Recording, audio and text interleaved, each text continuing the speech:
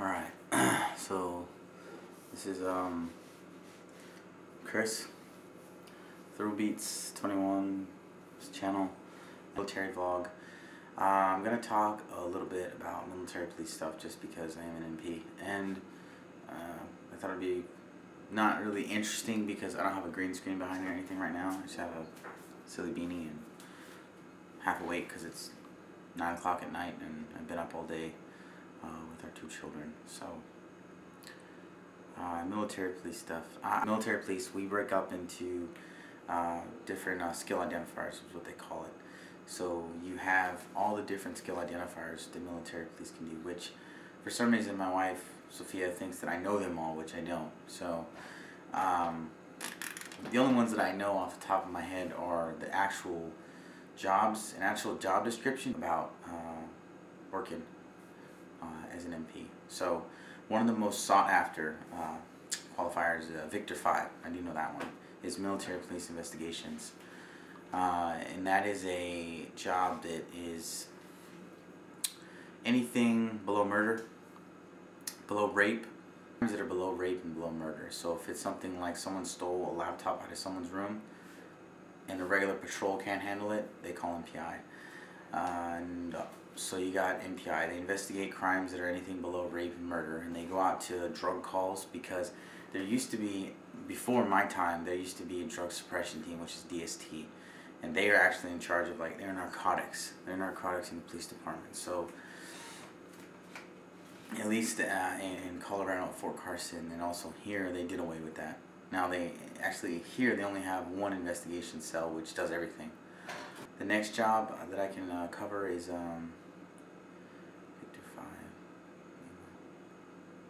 I can't remember the identifier for traffic, but traffic, when you say traffic, when you go to an MP station and say, I want to see the traffic guy, I want to see, it's pretty much because you got a speeding ticket from, you know, one of the traffic investigators. They're TAI, traffic accident investigators. That is their job. They go to Lackland Air Force Base for school.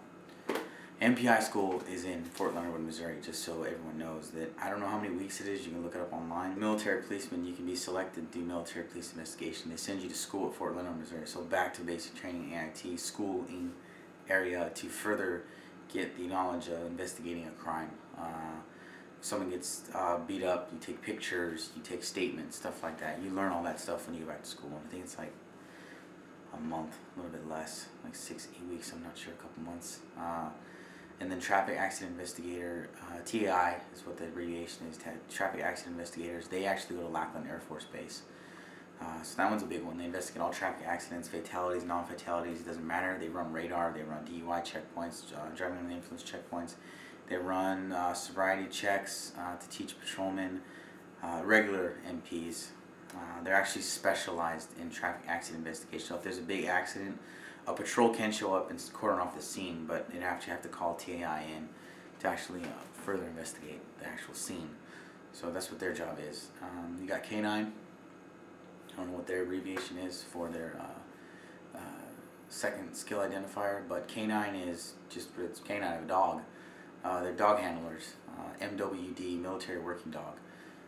Their job is to, they have drug sniffing dogs, which obviously common sense would tell you that they sniff for drugs. Their dogs are specifically trained to sniff for drugs, and they are specifically trained to handle that drug sniffing dog. You're sent to Lackland Air Force Base in Texas, same place as traffic investigators, which is strange. At least I think it is. I could be wrong about their schooling. I think it is Texas though. Yeah, and they have bomb dogs. They have drug dogs. They have a new dog that just came out recently, which is a IED dog.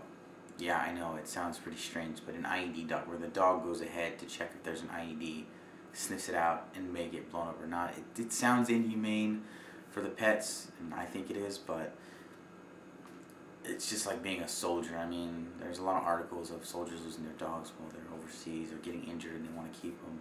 So it all depends where you're at and what you're doing. Me personally, I like the drug sniffing dogs. I thought that it'd be kind of cool to be, you know, that, but they usually just pick them. They usually have like 12 dogs in a kennel. They say, you know, you're going to be, you know, bomb dog. Got it.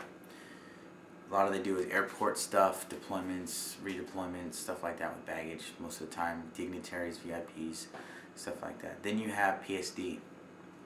It's not really a skill identifier. I mean, it is, but it isn't. It's a physical security detail. You can be tasked to guard somebody. CID usually handles all the bodyguard stuff. That's something else the MP could do too, is transfer over to 31 Delta, which is prison guard. That's a whole different job. I'm trying to wrap this video up now.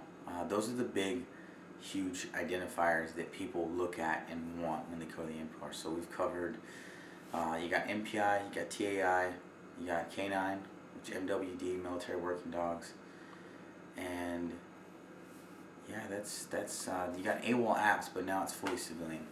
They get rid of the civilians because they didn't want regular military policemen to get on airplanes with individuals and actually transport them across the United States of America or wherever they were taking them for court and stuff. Which can be kind of a cool job, actually. I actually met a staff sergeant who was one of the last ones at Carson. But AWOL apps is gone. Fleet is fully civilian now in most places, which is the fleet coordinator of all the vehicles. I actually did that job for a while. It's in charge of all the patrol vehicles, outfitting the lights, striping, all that stuff, which is putting the decals on the vehicle. That's all I got right now. So thanks for watching, and see you later.